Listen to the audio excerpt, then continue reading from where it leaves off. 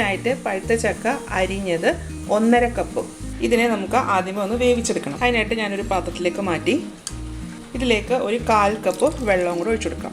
ഇനി ഇത് നന്നായിട്ടൊന്ന് വേവിച്ചെടുക്കണം. ചക്ക നന്നായിട്ട് വേവിച്ചിട്ടുണ്ട്. ഇനി ഇതിൻ്റെ ചൂടൊന്ന് ആറണം.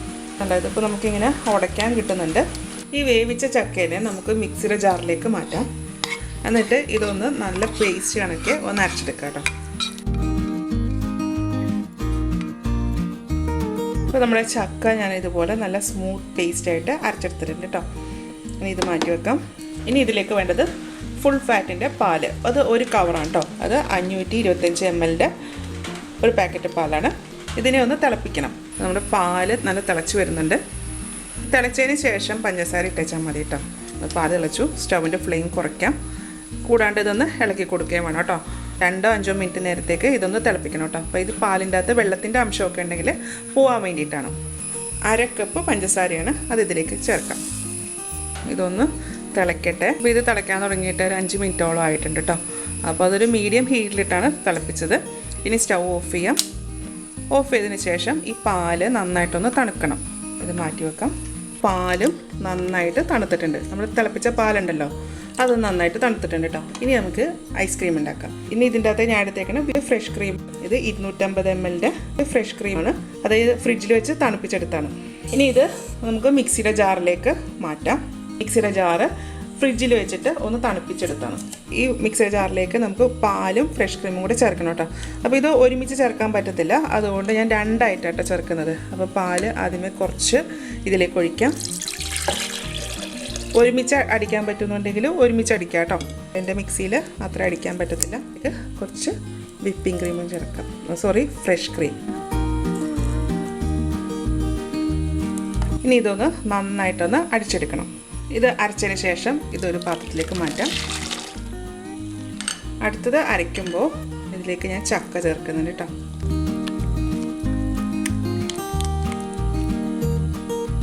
ഇതിലേക്ക് ബാക്കിയുള്ള ഫ്രഷ് ക്രീം കൂടി ചേർക്കാം.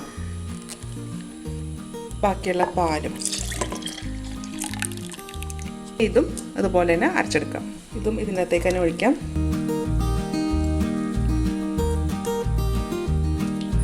ഇനി ഇത് എല്ലാം കൂടെ നന്നായിട്ടൊന്ന് യോജിപ്പിക്കാം. ഇതുപോലെ ഒരു വിസ്ക് വെച്ചിട്ടാട്ടോ. അപ്പോൾ നമ്മൾ ഒരുമിച്ച് അരയ്ക്കാൻ പറ്റുന്നുണ്ടെങ്കിൽ ഇങ്ങനെ ചെയ്യേണ്ട ആവശ്യമൊന്നുമില്ല കേട്ടോ.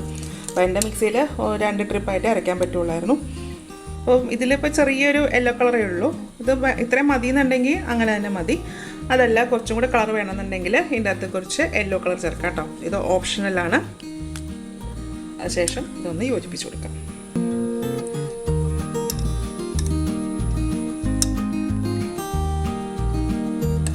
അതിനുശേഷം ഇത് നമ്മൾ ഏത് പാത്രത്തിലാണോ വെക്കുന്നത് ആ പാത്രത്തിലേക്ക് മാറ്റാം.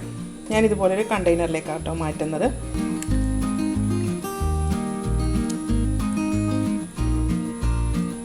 ഇത് ഇങ്ങനെ ഒരു പ്ലേറ്റിലേക്ക് മാറ്റിയ ശേഷം ഇതിൻ്റെ മുകളിലേക്ക് ഞാനൊരു ക്ലിംഗ് റാപ്പ് ഇടുന്നുണ്ട് കേട്ടോ.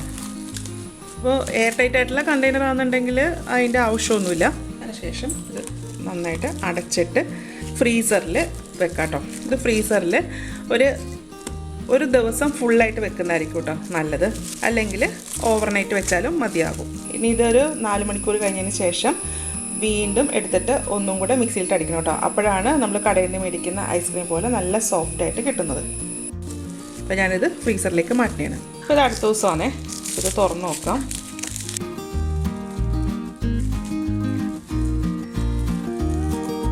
ഇത് നന്നായിട്ട് സെറ്റായിട്ടുണ്ട്. അപ്പോൾ ഞാനിത് ഒരു 4 മണിക്കൂർ കഴിഞ്ഞപ്പോഴത്തേക്കും ഇതിനെ പുറത്തേക്ക് എടുത്തിട്ട് മിക്സിയിലിട്ടിട്ട് ഒന്നും കൂടെ ഒന്ന് അടിച്ചെടുത്തു കേട്ടോ. അതിനുശേഷം വീണ്ടും ആ പാത്രത്തിലേക്ക് തന്നെ ആക്കി. അപ്പോൾ ദാ ഇതുപോലെ ആയിട്ടുണ്ട് കേട്ടോ. അപ്പോൾ അങ്ങനെ ചെയ്യുമ്പോഴാണ് നമ്മൾ കടയിൽ നിന്ന് മേടിക്കുന്ന ഐസ്ക്രീമിൻ്റെ ഒരു സെയിം ടെക്സ്ചർ നമുക്ക് കിട്ടുന്നത് കേട്ടോ. മിക്സിയിലിട്ട് അടിച്ചിട്ടില്ല എന്നുണ്ടെങ്കിൽ ഇതിൽ ഭയങ്കരമായിട്ട് ഐസ് പിടിച്ചിരിപ്പുണ്ടാവും. ഇത് നമുക്ക് ഒരു പ്ലേറ്റിലേക്ക് മാറ്റാം.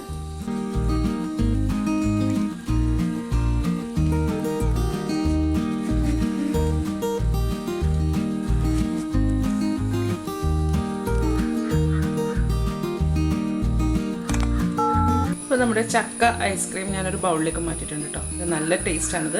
ചക്കയുടെ ഫ്ലേവർ നല്ല പോലെ ഉണ്ട് കേട്ടോ. അപ്പം നമുക്ക് പഴുത്ത ചക്കയുടെയൊക്കെ സീസണല്ലേ. അപ്പോൾ ഇതുപോലെ ഒന്ന് ഉണ്ടാക്കി നോക്കൂട്ടോ. ഉണ്ടാക്കി നോക്കിയിട്ട് ഇതിൻ്റെ അഭിപ്രായം എൻ്റെ കമൻറ്റ് ബോക്സിൽ ഇടുക. എൻ്റെ ചാനൽ ആദ്യമായിട്ടാണ് കാണുന്നതെങ്കിൽ സബ്സ്ക്രൈബ് ചെയ്യുക. വീഡിയോ ഇഷ്ടമായിരുന്നുണ്ടെങ്കിൽ ലൈക്ക് ചെയ്യുക, ഷെയർ ചെയ്യുക. അപ്പം പിന്നെ അടുത്ത ദിവസം അടുത്ത റെസിപ്പിയുമായി കാണാം. Thank you.